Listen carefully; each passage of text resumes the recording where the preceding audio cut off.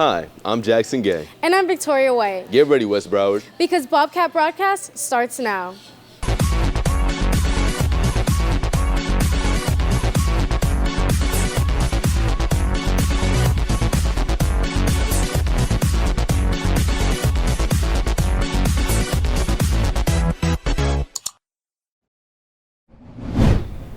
The commencement of a new year signifies the birth of even more opportunities for our community to thrive. That's right, Jackson. And it also allows people to look back onto themselves and grow into the best version they can be. I couldn't have said it better myself.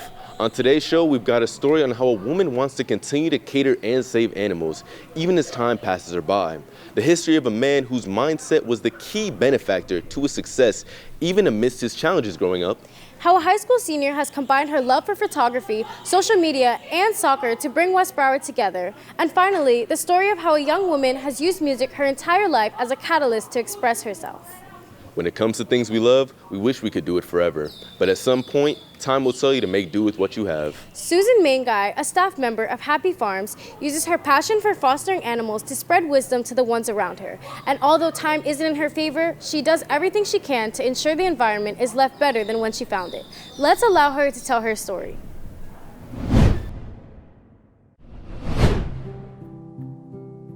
Well, I started volunteering at Happy Farm after COVID because I was furloughed from my prior job at Zoo Miami, and I wanted to work with animals and continue to be outdoors. So I started volunteering here, and I volunteered here for several months, and then when they opened back up to the public, they asked me to come on as a staff member.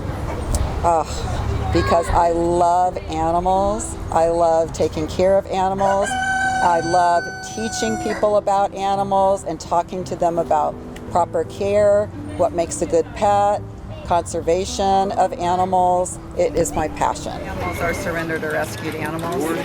So we try to help people out that can't keep them anymore and give them good care. I think that this has made me a lot more aware of animals. We do accept surrendered and rescued animals, and that is new to me and has been a challenge to see that people will buy animals as pets and then give them up for the most mundane reasons.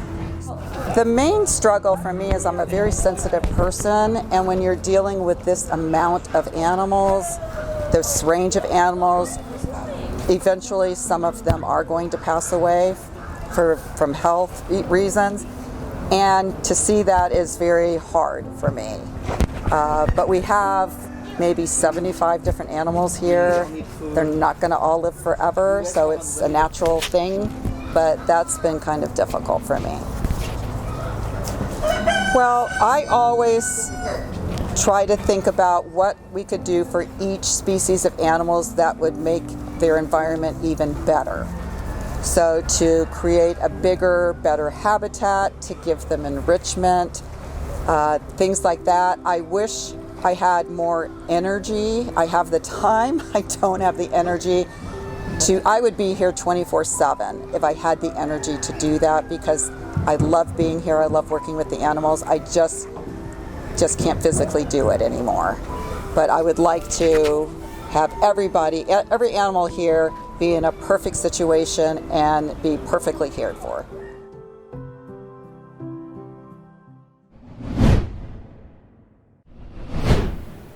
Here in South Florida, we live in an area where the minority is the majority. Yet to this day, those same minorities still experience bullying and insecurities. Yoandis Napoles is a Cuban immigrant who moved to New Jersey at the young age of 8. And although his everyday life consists of being bullied for being the only Latino in the area, he gained a high-level mindset that made him the man he is today. Here's Yoandis for his story.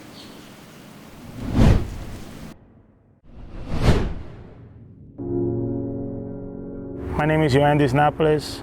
I'm a Cuban immigrant who came here 8 years old from Cuba and is loving the U.S. every day. So, when you come here, the first thing you get to New Jersey, all of a sudden everything is brown. Everything is just weird because, it's like a different society you get into, and now you're just excited. All of a sudden we get to our house, we have like a TV in our room for the first time, and you're like, okay, but we come from Cuba, and in Cuba, the government always tells you, oh, you got to be careful because when you get to the U.S., they steal kids, they beat their kids, they do this, they do that. So, you're afraid to go outside. You show up at school. Like I got here in the summer, the end of the summer, and school started right away. So I was like, I show up at school, no one knows how to speak Spanish. No one. It was like a whole area was all like Italians and Portuguese and Greeks. So we went to school and, we were like the weird kids because we were just dressed weird. We had everything, different than everybody else. Plus we didn't speak the language. So yeah, you were bullied. They were used to make fun of you and stuff like that. But that's been happening forever. There's one thing you can do in life, bro. If somebody tries to hold you down, and you can become a victim, or you can just use that as fuel for you to just, So if you want to be the victim, and everybody wants to push everybody to be a victim. Oh, if somebody talks bad to you, you feel so bad for you, bro. Forget about that. You just use that as a fuel for you to go above them. You know how many times when I was 18, 19 years old, I was already doing pretty good for myself because I always had like a little business mentality, and I was doing it. And when I was like 18 years old, I bought my first, back then, $62,000 car. And I used to drive that. I was like, where are all these 18-year-old kids? They're probably still living with their mom. I was already looking to buy my first apartment. So I was like, you just use, you use it as fuel, man, not to hold you down. Don't use it as brakes on your back. Use it as fuel to like grow and, do better.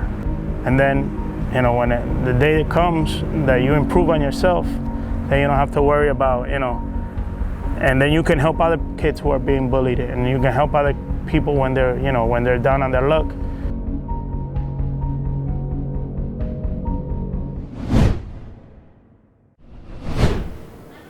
You can become a victim or use it as fuel to grow and do better. Words that anyone can use in any field. And Emma Luna, a high school senior, uses her devotion to photography to fuel and drive herself to new limits in a male-dominated field. Her efforts don't go unnoticed as she goes on to connect and inspire her peers into bringing her community closer. Let's get into the details by passing it to Aiden Kotzer for more.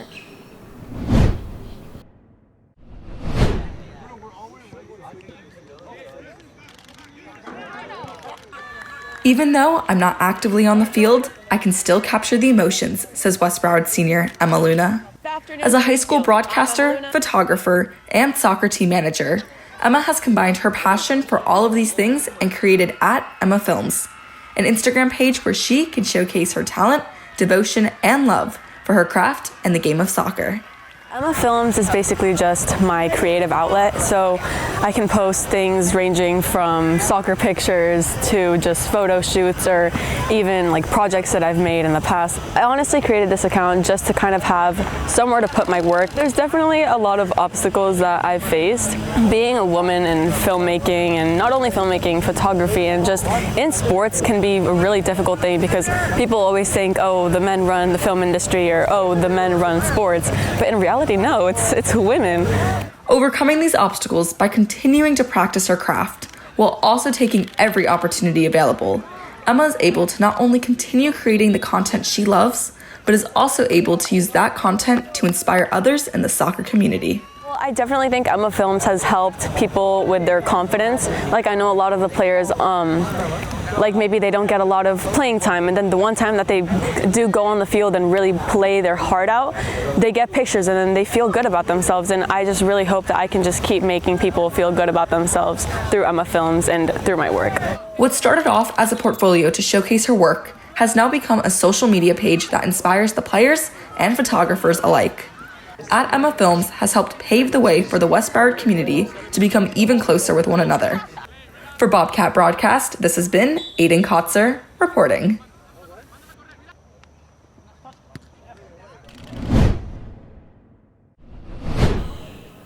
Emma Luna is a shining example of how expressing yourself through the arts, like photography, can enrich not only yourself, but the people around you. However, photography isn't the only medium that promotes such expressiveness. The act of creating music for yourself is just as powerful. Camila Gomez's love for music is more than a passion, but a thing etched into her very character, as she uses it to become who she truly wants to be. Let's allow Camila to tell her story. If you think about it, everything's a rhythm, a series of repeated sounds strung together. Your footsteps as you walk through an empty hallway, the pattern of your heart beating inside of your chest. Music surrounds all of us, and I wouldn't be the person I am today without it. I definitely want to keep music in my life. It's something that I really enjoy, and also the fact that I can write down all my thoughts and feelings into a piece of paper and turn it into something beautiful is just, like, I don't know, I just think it's one of the best things you could do. I just don't think I could ever get rid of that side of me, even if I don't want to pursue it, like, professionally and, like, go into, like, stardom or whatever you want to call it. Like, I just think even if it's for myself, it's just something that I could never stop doing. I wanna leave this place. I feel so stuck in space. Let me out, oh. Let me out, oh.